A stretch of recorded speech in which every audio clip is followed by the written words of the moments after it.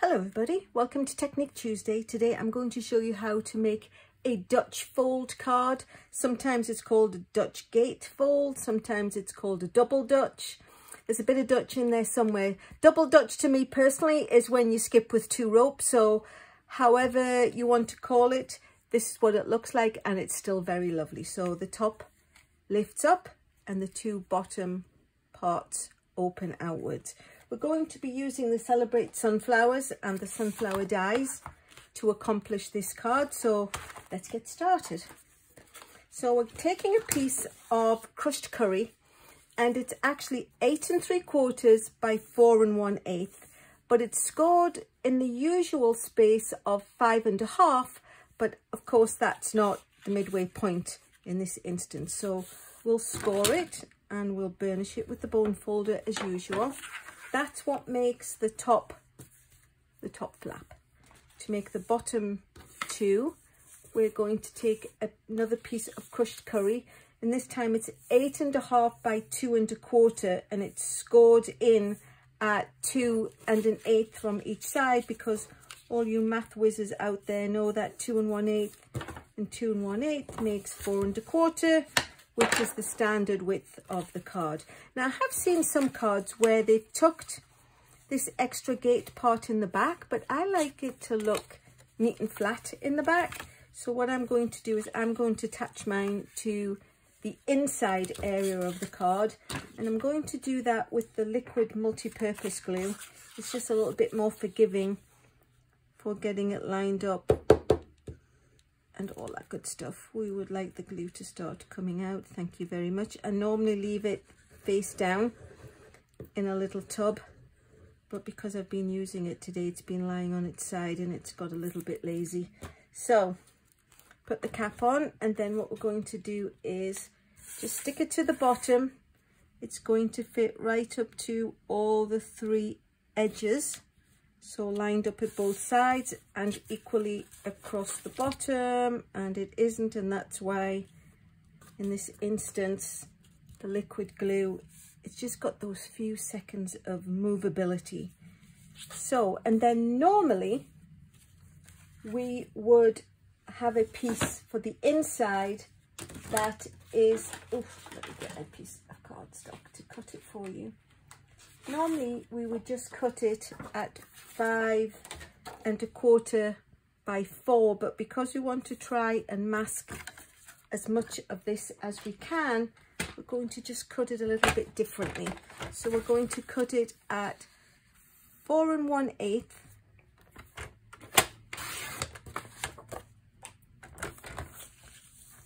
by 5 3/8. So it's just got a little bit of extra coverage for the inside. So we'll go ahead and attach that now.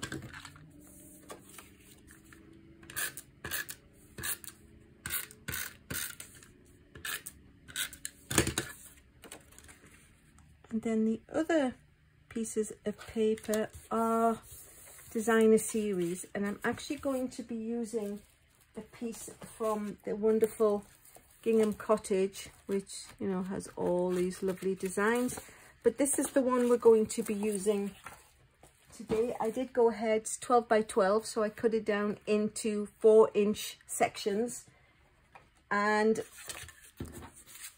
these are they. So I cut it at 2 1/8 high, it's 4 inches across, so it's 2 inches for that piece, and this one is 4 inches wide, and I cut it at 3 1/8 inch.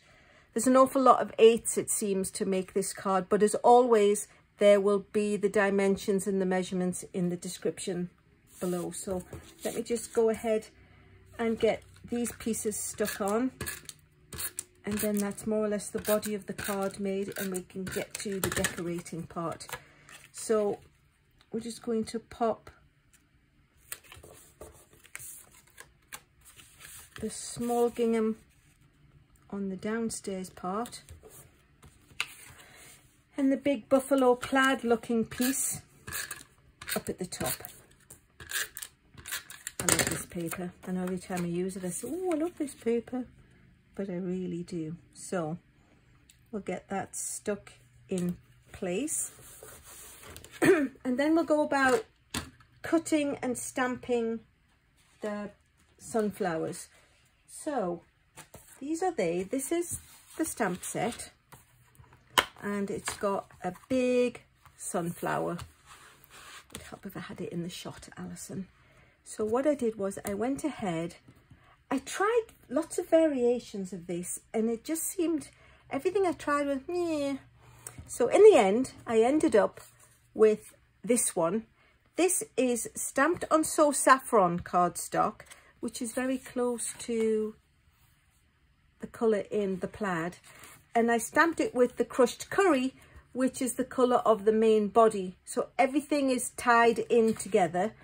So it was stamped on So Saffron with crushed curry. So I stamped the big stamp, and then I also stamped 2 of the smaller ones. But you'll notice the smaller one has leaves, and I didn't want the leaves.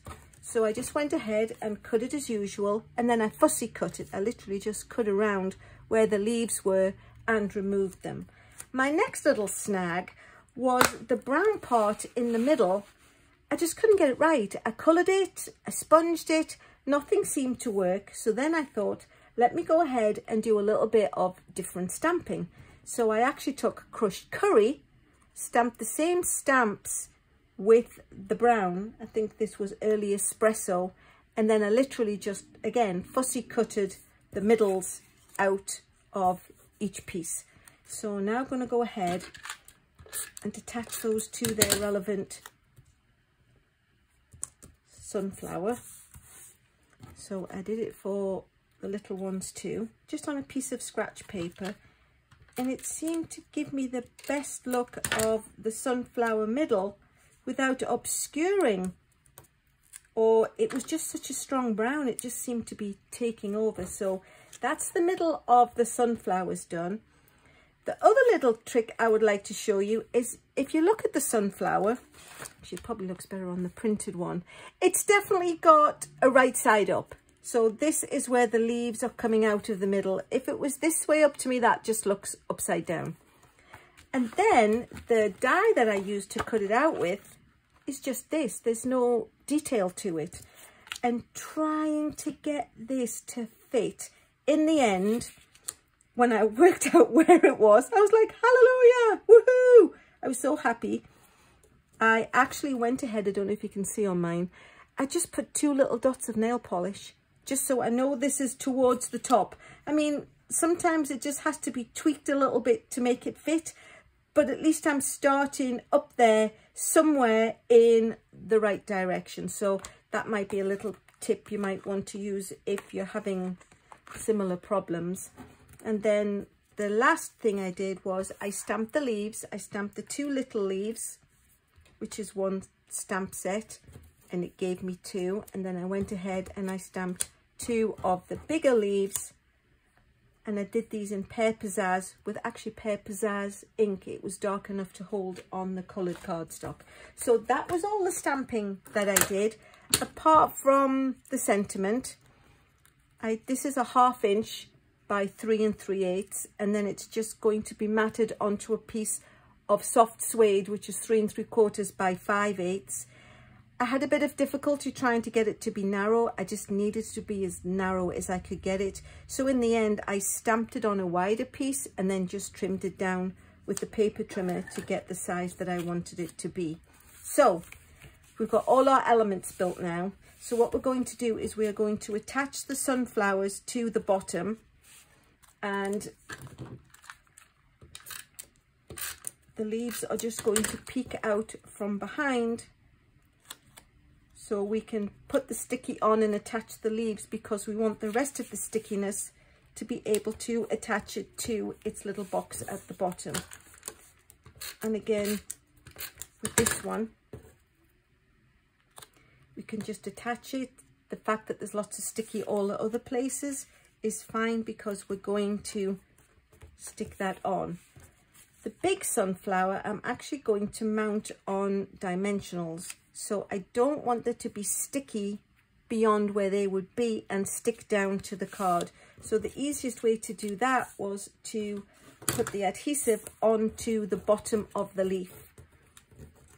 Again, I'm just going to do it on the silicone mat, or you can use a piece of scratch paper because you don't want to get sticky on your work surface, and then next time you put something down it's going to stick to it. And while I've got the mat out and we're doing sticky things, I'm just going to go ahead and attach that onto its layer.